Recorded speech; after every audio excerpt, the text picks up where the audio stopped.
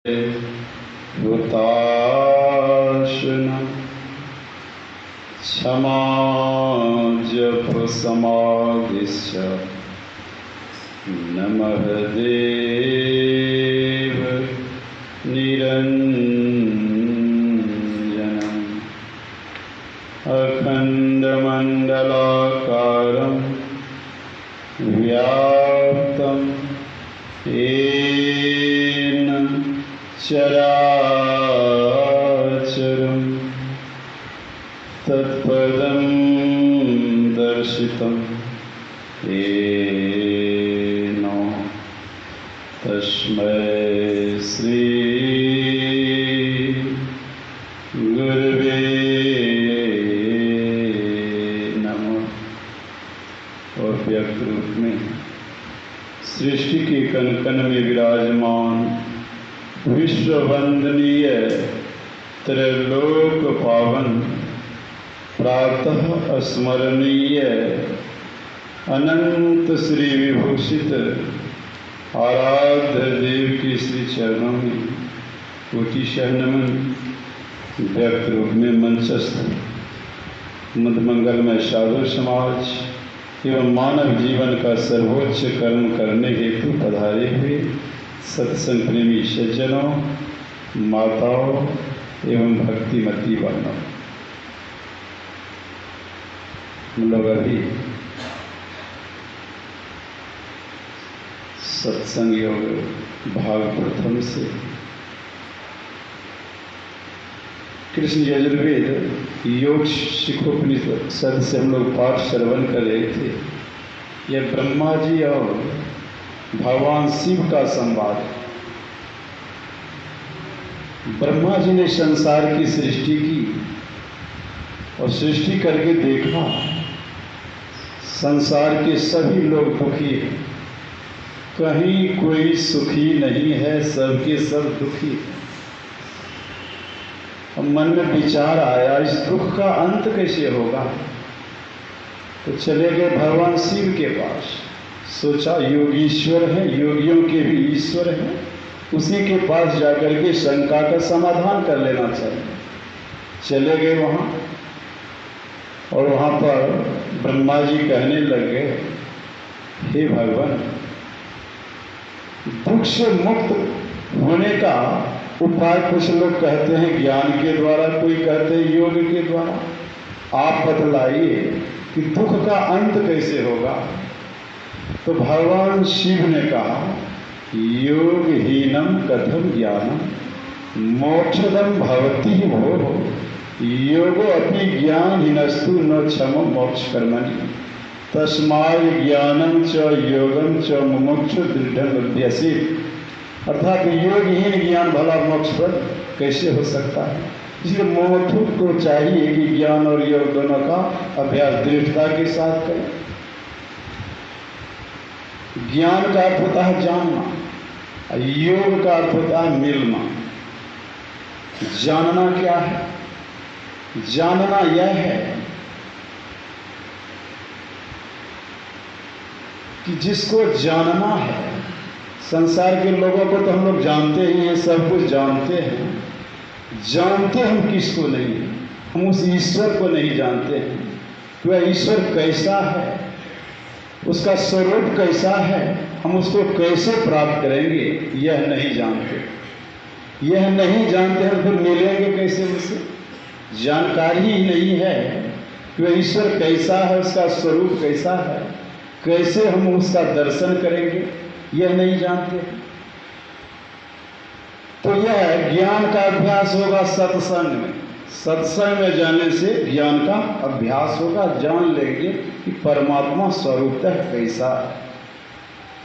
फिर जान करके गुरु से ज्ञान प्राप्त करेंगे, गुरु से ज्ञान प्राप्त कर लेंगे, तब जाकर के योग करेंगे।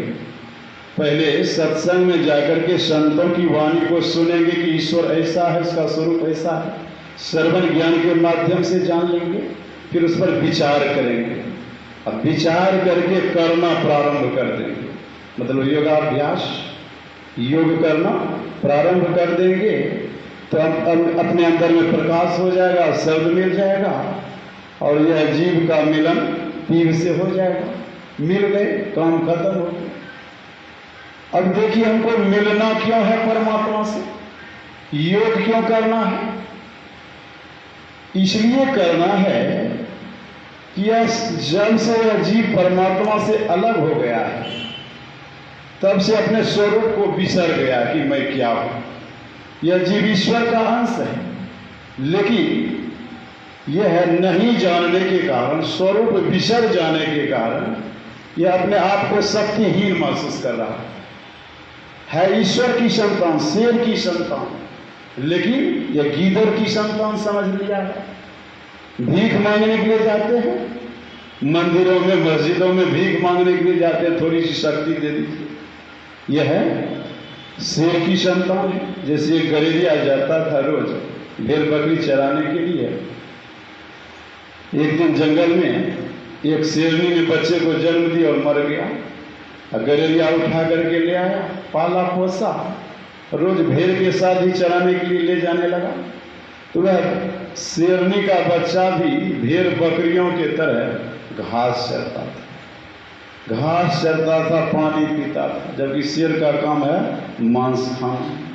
स्वरूप को बिसर गया। बाहर से दूसरा शेर आया, उसको देखा, ये मेरी संतान, मेरे वंश का, अब भेड़ बकरियों के साथ ये है, उसी की तरह व्यवहार कर रहा है, इसको स्वरूप का ज्ञान देना चाहिए।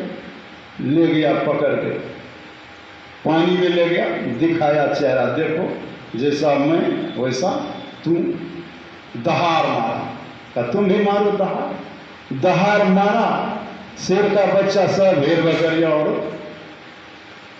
सभी भाग गए, सभी भाग गए, गलेरिया भी भाग गया। स्वरूप को जान लिया, नहीं जानने के कारण।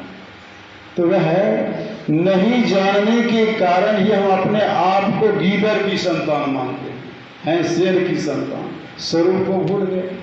गोस्वामी तुलसीदास जी महाराज कहते हैं, जब ते जीव हरि ते बिलगानियो, देह गेह निज के जानियो, सो माया भय स्वरूप बिसरायो, थोड़ी कारण ते नाना दुख पायो।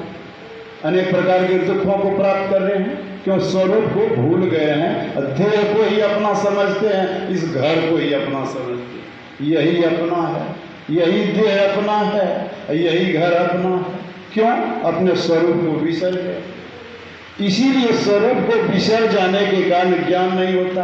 लेकिन संत सद्गुरु रूपी शेर आता है तो बतला देता है कि देखो तुम गीदड़ की संतान नहीं, तुम शेर की संतान, उससे मिलो।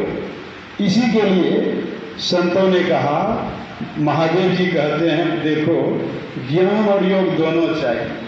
ऐसा नहीं कि ज्ञान बहुत प्राप्त कर लिए, योग नहीं किए। एक जीव एक पीर, जोड़ देना है दोनों को। लौकिक भाषा में एक जोड़ एक बराबर दो हो जाता है, लेकिन आध्यात्मिक भाषा में एक जोड़ एक बराबर एक। जीव एक, परमात्मा एक, एक जोड़ एक बराबर एक, सिर्फ एक। जीव मिल गया परमात्मा में एक, मतलब जीव और पीव अलग नहीं है। सृष्टि की प्रवाह में है, जीव अलग हो गया। जब यह मिल जाएगा, जैसे समुद्र का जल इधर उधर बिखर गया, और जब मिल जाएगा तो गंगा जमुना सरस्वती नाम खत्म, फिर सिर्फ समुद्र। तो हम लोगों को मिलना है परमात्मा से, ज्ञान प्राप्त कर लेना है, योग कर लेना है, परमात्मा से मिल जाना है। हम मुक्त हो जाएंगे, मुक्ति की प्राप्ति हो जाएगी, आवागमन का चक्र छूट जाएगा। लेकिन हम मुक्त होने के लिए करते क्या है? मुक्त होने के लिए हम लोग क्या करते हैं? मंदिर मस्जिद देवालय शिवालय में क्या सब करते रहते हैं। कहाँ कहाँ जाकर के हम जाते हैं कि हम मुक्त हो जाएं।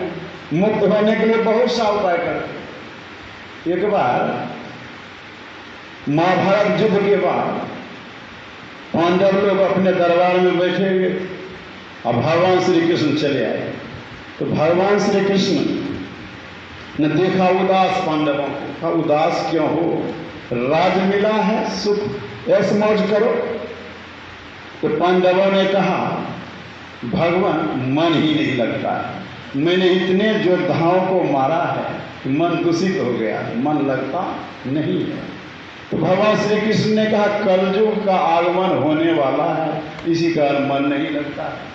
तो पांडवों ने कहा कलयुग का स्वरूप कैसा होगा, कलयुग का स्वरूप कैसा होगा? कहा कलयुग के स्वरूप को देखना चाहते हो या सुनना चाहते हो? कहा दिखा देते तो बहुत सुंदर हो जाता।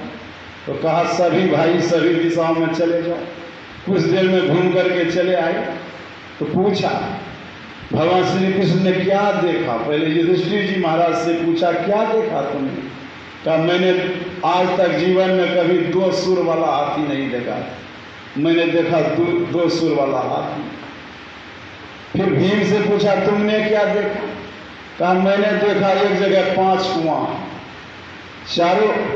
चारों बगल कुएं में पानी है, बीच के कुएं में पानी नहीं है, बीच के कुएं में पानी नहीं है। फिर अर्जुन से पूछा तुमने क्या देखा? कहा मैंने देखा एक गाय ने बछड़ा को जन्म दिया है और वह गाय बछड़े को चाट रही है। चाटते चाटते बछड़ा लहूलुहान हो गया है, और फिर भी वह चाटना बंद नहीं किया। बड़े आश्चर्य की बात मैंने आज तक देखा ही। फिर नकुल से पूछा तुमने क्या देखा? कहा मैंने देखा एक पक्षी है, पक्षी के पंख पर वेद मंत्र लिखा हुआ है, वेद मंत्र लिखा हुआ है, लेकिन वह पक्षी मांस भक्षण कर रही है। आश्चर्य हो गया, वेद मंत्र लिखा हुआ है लेकिन मांस भक्षण कर रही है। आश्चर्य हो गया। फिर पूछा नकुल से तुमने क्या देखा? सहदेव से पूछा तुमने क्या देखा? कहा मैंने देखा, मैं चला गया था पहाड़ के नजदीक, मैंने देखा वहां पर पहाड़ के तरफ जब देखा तो एक विशाल चट्टान वहां से लुढ़क गया। तो लुढ़का तो मैंने सोचा बड़े बड़े वृक्ष हैं, पहाड़ हैं, रोक लेंगे, लेकिन किसी ने रोक नहीं सका। तब मैंने देखा लुढ़कते हुए छोटा सा एक तिनका उस बड़े से चट्टान को रोक दिया। आश्चर्य हो गया। तो भगवान श्री कृष्ण ने कहा ऐसा ही कलयुग का स्वरूप हो। अब मैंने समझा नहीं, समझा दीजिए। तो भगवान श्री कृष्ण ने कहा कलयुग के लोग ऐसे होंगे, 2 मुंह, 2 भाई में झगड़ा होगा, दोनों को चढ़ा देंगे, दोनों को और लड़ाई झगड़ा करवा देंगे, थाना भेज देंगे और केस करवा देंगे। ऐसा होगा स्वरूप कलयुग का, ऐसे लोग होंगे। कहा यह तो समझ गया। कहा आगे और समझाइए। भीम से पूछा तुमने क्या देखा? मैंने देखा 5 कुआं है, चारों बगल के कुएं में पानी है, बीच में नहीं है। कहा कलयुग में ऐसे लोग होंगे, बड़े बड़े बिल्डिंग है, ऊंची ऊंची मकाने हैं, बगल बीच में एक कुटिया है गरीब, खूब आराम करेंगे अपने, और कुटिया में बेचारा गरीब आदमी भूखे मर रहा है, कोई भी उनकी सहायता नहीं करेगा। ऐसे ही लोग कलयुग में होंगे। फिर पूछा अर्जुन से तुमने क्या देखा? कहा मैंने देखा गाय ने बछड़े को जन्म दिया और चाट रही है, बछड़ा लहूलुहान हो गया। कहा कलयुग का स्वरूप ऐसा ही होगा, जीवन भर लोग धन कमाएंगे, धन में ही आसक्ति बनी रहेगी, धन को चाटना वह नहीं छोड़ेगा, एक दिन काल के मुख में चला जाएगा, यही जन्म का कारण होगा। उसी धन के अनुकूल उसको शरीर भी मिलेगा। जाकी वासना रहे द्रव्य मंधारा, जन्मे नाग होए पुनिकारा। जिसकी आसक्ति धन संपत्ति में रहेगी, मरने के समय सांप बन जाएगा, धन की रक्षा करेगा, सांप बन के धन को जोगेगा, वही होगा। फिर पूछा नकुल से तुमने क्या देखा? मैंने देखा एक पक्षी है और पक्षी के पंख पर वेद मंत्र लिखा हुआ, लेकिन पक्षी मांस खा रही। का कलयुग का स्वरूप ऐसा ही होगा कि लोग ऊंची ऊंची बात करेंगे, वेद मंत्र को बोलेंगे, रामायण महाभारत को झाड़ लेंगे, लेकिन खाने पीने का कोई ठिकाना नहीं रहेगा। ऐसा ऐसा संस्थान चला है, मुर्गा मांस मछली अंडा खाओ और शिव का नाम गाओ, चल रहा है कि ऐसा ही स्वरूप होगा। खाएंगे संडे हो या मंडे रोज खाइए अंडे, लेकिन शिव का नाम जपते रहिए। कहा ऐसा ही स्वरूप होगा कलयुग का। फिर कहा सहदेव से तुमने क्या देखा? कहा मैंने देखा पहाड़ पर से एक पत्थर लुढ़क गया, बड़े बड़े वृक्ष पहाड़ को मैंने देखा, सोचा ये रोक लेंगे, लेकिन रोक नहीं सका। लेकिन एक छोटा सा तिनका रोक लिया। कहा यही तो मूल बात कहने के लिए मैं इतनी बातों को सुनाया, तब मैंने समझा ही नहीं।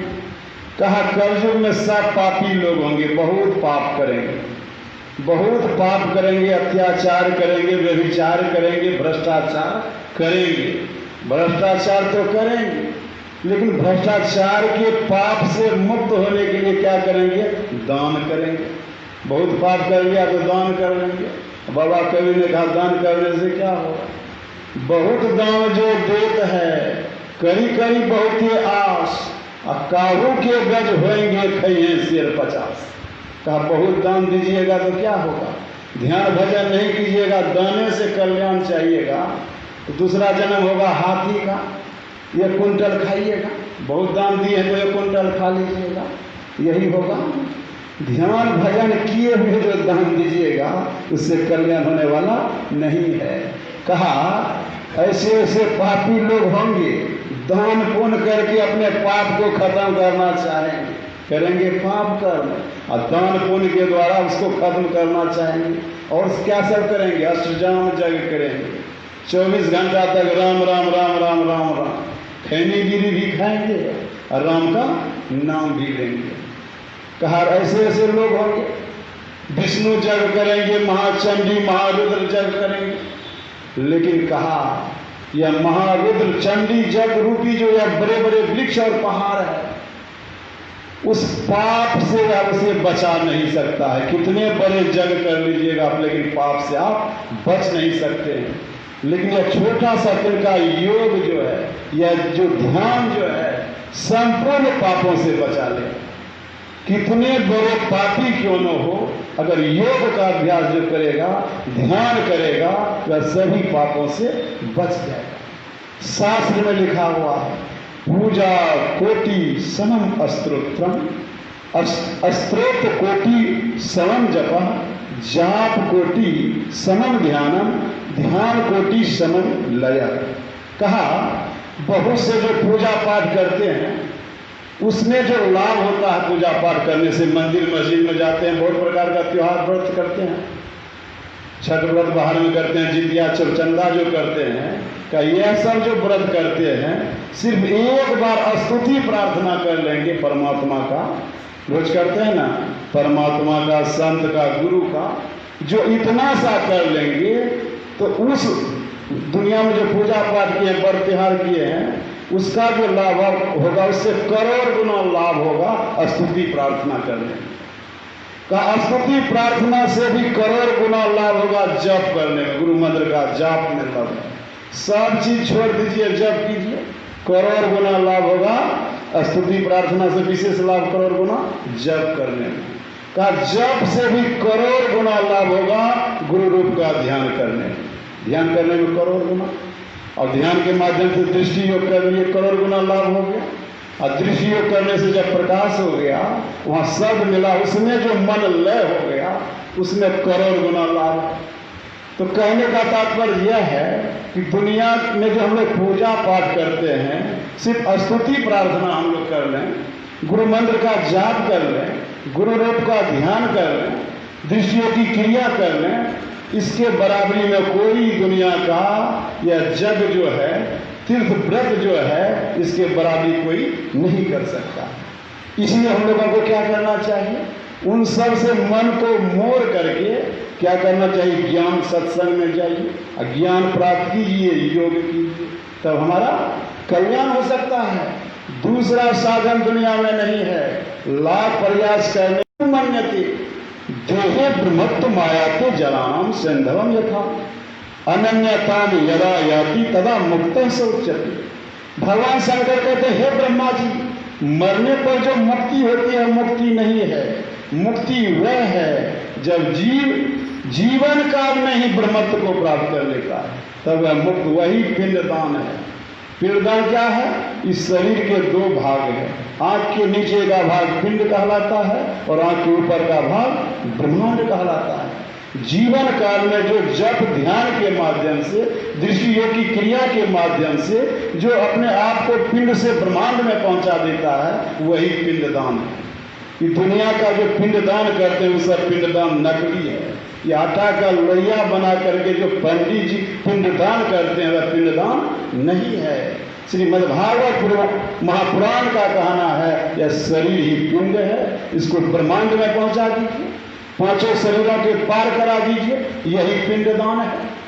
तो भगवान शंकर कहते ऐसा पिंडदान करो जीवन काल में जैसे नमक समुद्र में मिल घुल करके एक हो जाता है, उसी प्रकार यह जीव भी परमात्मा में मिल करके एक हो जाए, तब बुझ जाओ कि यह जीवन का कल्याण हो गया और यह पिंडदान हो गया। बड़ा कबीर भी कहता है साधु भाई जीवत ही करो आशा, जीवत समझे जीवत बूझे जीवत मुक्ति निवासा, जियत कर्म की फांस न काटे मुझे मुक्ति की आशा। जीवन काल में पाप कर्म किया, व्यभिचार कर्म किया, अब मरने के बाद पंडित जी को बुला करके कर्मकांड करा दिया, मुक्त हो गए? नहीं मुक्त हो गए। धुंधकारी कितना बड़ा पापी था, गोकर्ण ने गया में जाकर के पिंडदान करवाया, फिर भी वह प्रेत जोनी में चला गया। प्रेत जोनी से कल्याण हुआ? नहीं हुआ। फिर सत्संग भागवत कथा सुनाया गया, तब अधोगति से वे बच गए। ऐसा हुआ। तो कहने का तात्पर्य यह दुनिया का करोड़ों उपाय करेंगे, फिर भी ये चाहेंगे कि जीवन का कल्याण हो जाए, जीव मुक्ति दशा को प्राप्त हो जाए, यह असंभव है। संसार के जीव सब दुख में पड़े हुए हैं। दुख से मुक्त होने का एकमात्र उपाय है योग और ज्ञान। तो यह योग और ज्ञान क्या कहते, कैसे करेंगे योग? तो बाबा नानक जी जवाब देते हैं योग कैसे करेंगे? का गुदरी वस्त्र पहन लेने से, गुदरिया बाबा बन जाने से योग नहीं होगा। योग न खिंथा, मतलब गुदरी धारण करने से योग नहीं होगा। और योग न दंडे, दंड पेड़ करते हैं बहुत लोग, डंडा चलाते हैं, का इस सब से मुक्ति नहीं होगी। योग न खिंथा, योग न दंड, योग न भस्म चराई, भस्म लगा लेने से नहीं होगा। योग न मुंडी मुरी मुराई, माथा मुरा लेने से योग नहीं होगा। और योग न सिंगी बाई, सिंगी बाजा बजाने से भी योग नहीं होगा। तब कैसे योग होगा? गली योग न होई, गाल बजाने से योग नहीं होगा। नया अयम आत्मा प्रवचन लव्यो नो मेध्या न बहुना श्रुतेन, कहा यह आत्मा जो है बहुत प्रवचन करने से भी प्राप्त नहीं होगा, मेधा शक्ति से भी नहीं, बहुत शास्त्रों के अध्ययन मनन से भी योग नहीं हो सकता है। यह योग होगा कैसे? तो बाबा नानक कहते हैं एक दृष्टि करी संसरी जाने जोगी कहिए सोई। दृष्टि की दोनों धारा को जिन्होंने एक कर लिया है वही योगी है। इस प्रकार से योग किया जाता है। ऐसा योग करने से क्या होगा? नानक जीवतिया मर रही है, ऐसा योग कमाइए। कैसा योग कमाएंगे? दोनों दृष्टि की धारा को जोड़ेंगे और जोड़ने से अंतर प्रकाश जो होगा उसमें जो शब्द मिलेगा, शब्द से निशब्द में जो चले जाएंगे तो परमात्मा से मिलन हो जाएगा। जीवन काल में ही मर जाएंगे। संत मत जीने की कला नहीं, मरने की कला बतलाता है कि कैसे मरो, कैसे मरा जाता है। हम लोग सही रूप में मरते ही नहीं, अस्थिर शरीर छूट जाता है, चार शरीर रह गया उधर। जैसे गाछ को हम लोग छांटते हैं ना, और फिर पनका मार देता है। अगर जड़ से ही हम उखाड़ दें फिर पनका मारेगा। अब होता क्या, हम लोग जो मरते हैं साधारण मृत्यु होती है, चार शरीर रह जाता है और फिर स्थूल शरीर को धारण कर लेता है। संसार के अलावा उनके चक्र में रहता है। संत महात्मा लोग कहते हैं एक ही शरीर नहीं है, पूरा शरीर है, पांचों शरीर का परित्याग करो। स्थूल शरीर का भी परित्याग कर दो, सूक्ष्म शरीर का भी परित्याग कर दो, कारण शरीर का भी कर दो, महाकारण केवल शरीर, पांचों शरीरों का परित्याग कर दो। इसी शरीर के अंदर में और चार शरीर है। इन चारों पांचों शरीरों के परे जब चले जाएंगे तब होगा मरना। तब उसको मरना कहा बाबा कबीर ने, मरिए तो मर जाइए, छूट पड़े जंजार ऐसी मरनी को मरे दिन में 100 बार। हमारे गुरु महाराज जी मरते रहते थे, रोज मरते थे, दिन में 100 बार चले जाते थे अंदर, ब्रह्मांड में चले जाते थे, मर जाते थे, सुधी बुद्धि नहीं रहती। ऐसा मरना कहा। कबीर साहब ने कहा दुनिया के लोग मरने से डरते हैं, लेकिन मैं मरने में आनंद महसूस करता हूँ। मैं मरने में आनंद महसूस करता हूँ। जा मरने से जग डरे, मेरो मन आनंद। कब मरियो कब पाइयो पूर्ण परमानंद। मरेंगे तब न परमानंद का दर्शन होगा, तब न हमारा कल्याण होगा।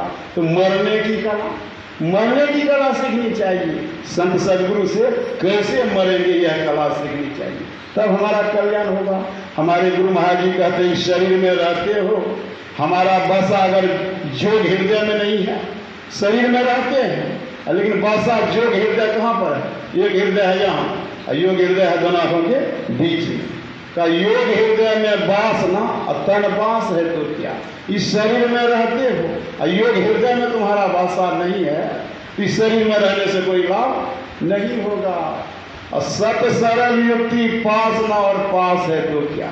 बहुत धन संपत्ति का भंडार है, ऊंची बिल्डिंगें हैं, लाख करोड़ अरब रुपया है, सब कुछ है, लेकिन संत सदगुरु की दी हुई सदयुक्ति नहीं है तो आपके पास में कुछ नहीं है, कुछ नहीं है, कुछ नहीं है। बाबा कबीर ने तो सबको निर्धने कह दिया। कबीर सब जग निर्धना का, सब निर्धने है।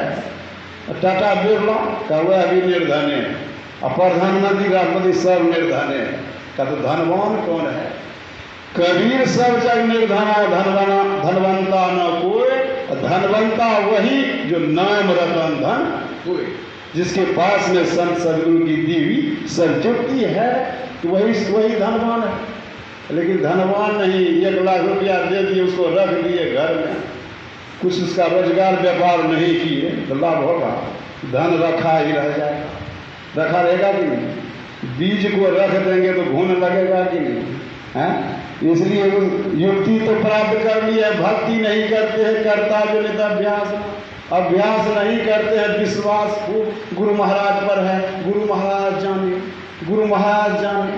अरे कृपा कब होगी गुरु की? जब करोगे तब कृपा होगी, तब पाओगे, करोगे तब पाओगे अर्थ धर्म काम और मोक्ष की प्राप्ति होगी। का दुनिया की आशा रखते हो, पुत्र की आशा रखते हो, पत्नी की आशा रखते हो, संसार के सगे संबंधियों की आशा रखते हो, लेकिन गुरु पर आशा नहीं है तो सारी आशाएं निराशाओं में बदल जाएगी। संत सदगुरु की आस न और आस है तो क्या? आशा रखते हो संसार की, यह आशा काम देने वाला नहीं है। हमारे गुरु महाराज जी ने कहा न भयो जग का को कितना कियो, करी जतन याही त्यागियो, शांति सुख सोही। जिन्होंने जत्न करके इसका परित्याग कर दिया उन्होंने ही शांति और सुख को प्राप्त कर लिया। बाबा कबीर कहते हैं झूठी जान जगत की आशा बारंबार विसारोगी। जगत पीठ में भाग नहीं कहा, जगत की तरफ पीठ दे करके भाग जाओ। अब बताओ, घर छोड़ करके भाग जाएंगे हो जाएगा? अमेरिका भी जाएंगे तो जगत रहेगा कि नहीं? पीठ होगा, जगत की तरफ पीठ होगा। तो देखिए संत वाणी में कुछ रहस्य है। रहस्य क्या है? आंख बंद करने पर जो अंधकार दिखाई पड़ता है इसको पूरब दिशा कहा गया। और अंधकार में दृष्टि को एकटक जब रखते हैं, 2 नैन बीचों बीच एकटक देखा करो। एकटक देखने से जो अपने अंदर में एक बिंदुता की प्राप्ति हो जाती है, मतलब बिंदु प्रकाश में ले जाता है, तो प्रकाश का जो दर्शन हो गया तो उसको पूरा पश्चिम कहा गया। वह क्या है? पश्चिम। तब जाकर के अंधकार को ही है संसार कहा गया।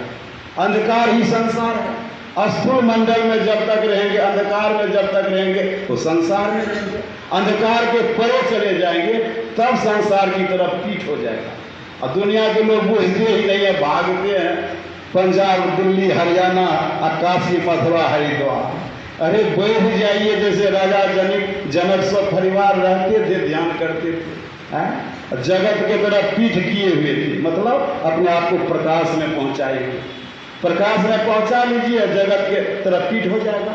प्रकाश की तरफ चले जाएंगे, उधर परमात्मा का दर्शन हो जाएगा, सब मिलेगा, सब सुन करके परमात्मा के पास चले जाएंगे, संसार का मोह खत्म हो जाएगा, हमारा परम कल्याण हो जाएगा। तो हम लोग उस परमात्मा से मिलने के लिए सब हम लोग कर रहे हैं, प्रयासरत हैं, कर रहे हैं, करते रहिए, मनोयोग पूर्वक कीजिए। संसार काम देने वाला नहीं है। यह पुत्र पत्नी भाई बंधु कुटुंब कबीला सब ठग ठग कर खाते हैं। इसके ठग के फेर में मत पड़िए। जो सार ज्ञान है, मंत्र जप, रूप ध्यान, यह सब करते रहिए।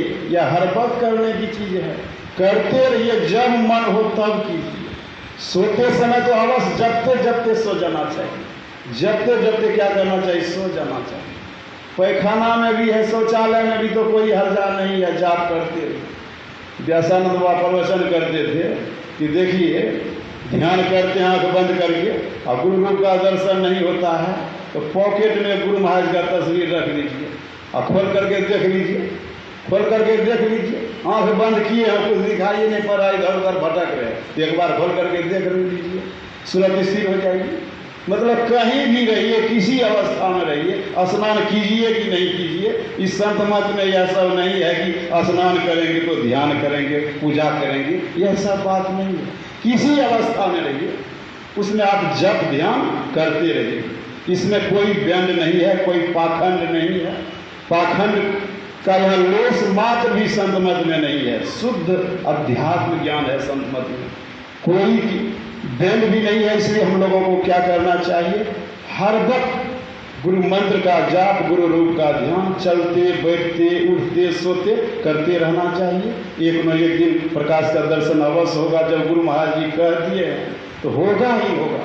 संत वाणी है, कहे हैं तो होगा ही होगा। और हमारे गुरु महाराज जी कह दिए, मैं एकदम मोक्ष नहीं चाहता, बार बार आऊँगा और बहुतों को साथ लिए जाऊँगा। तो गुरु महाराज आएंगे अपने शिष्यों की रक्षा करने के लिए, उनका उद्धार करने के लिए, उनका कल्याण करने के लिए आएंगे और साथ लेकर के जाएंगे। लेकिन लगे रहेंगे तब ना, अब भाग जाएंगे तो उधर भागते रहिए। तो गुरु महाराज आएंगे लेने के लिए, आप चले जाइएगा उधर, तो जा सकिएगा। इसलिए हम लोग गुरु महाराज के वचन पर विश्वास करके जैसा बतलाए हैं वैसा करते रहिए। यह गुरु की सेवा है। गुरु की सेवा क्या है? पैर दबाने से ही गुरु की सेवा नहीं हो सकती है। भगीरथ जी महाराज ने एक बार पूछा, गुरु महाराज ने कहा पाठ करने के लिए चरणदास जी महाराज की 100 वर्षा गुरु भक्ति करे, एक दिन पूजे आम, अति अपराधी मानवा परे 84 खान। का जो 100 वर्ष तक मंदिर में जाकर के पूजा पाठ करता है, 100 वर्ष तक पूजा पाठ किया गुरु की, एक दिन जा करके दूसरे जगह चला गया, क्या हुआ? सब पूजा बेकार हो गया। और चरणदास जी महाराज की वाणी है, हरि सेवा कृत 100 वर्ष गुरु सेवा परचा। अब तो भी नहीं बराबरी वेदन किया विचार। एक बार भगत जी महाराज पूछे थे गुरु महाराज जी से, गुरुदेव हुजूर इस 100 वर्ष तक लोग देवता की पूजा करते मंदिर में जाके, और यहाँ 4 पल गुरु के सेवा करते तो बराबरी केना होते? 4 पल में तो हमें अपने के 1 गिलास पानियों ला के नहीं दे सकते। 4 पल में की सेवा होते गुरु के? की होले सेवा? और दोसर बात ई है, हमें तो सेवो करे हर वक्त अपने के। और बहुत से दूर के भक्त नेपाल से आवे छे, दूर दूर से, तो दूरे से कहे छे प्रणाम करे, तो सेवा के मौको नहीं मिले छे, तो सेवा भेले कहाँ? ओकर कल्याण होता है। तो गुरु महाराज जी ने कहा, देखिए जी यह सेवा नहीं, गुरु बसे बनारसी शीश समुंदर तीर, एक पल बिसरे नहीं जो गुरु हो शरीर। मतलब जो गुरु मंत्र का जाप करेंगे और गुरु रूप का ध्यान करेंगे, और ध्यान करते करते दृष्टि की धारा को कुछ क्षण भर भी, कुछ काल भी जो टिका दिए, वही गुरु की सेवा है। क्या सेवा है? दृष्टि की दोनों धारों को 4 पल, मतलब क्षण, कुछ काल भी, धारणा शक्ति भी अगर हो गई तो वही गुरु की पल 4 सेवा है। इस सेवा से बढ़कर के दूसरी सेवा नहीं है। सभी कर सकते हैं गुरु की सेवा। ऐसी नहीं कि भगीरथ बाबा किए हैं हम लोग नहीं किए हैं। गुरु ने जो बतलाया है, गुरु महाराज जी खगड़िया के अखिल भारती में कहने की कृपा की। लोग कहते हैं गुरु कृपा नहीं करते हैं। मैं कहता हूं गुरु के बताए अनुकूल जो गुरु मंत्र का जाप करेगा, गुरु रूप का ध्यान करेगा और दृष्टि योग की क्रिया कर लेगा, दृष्टि की धारा को कुछ काल के लिए टिका लेगा अंदर में, तो मैं कहता हूं कि गुरु की कृपा, मेरी कृपा क्या, हिमालय पहाड़ पर जो बैठे हुए ऋषि मुनि लोग हैं उनकी कृपा भी बरस जाएगी।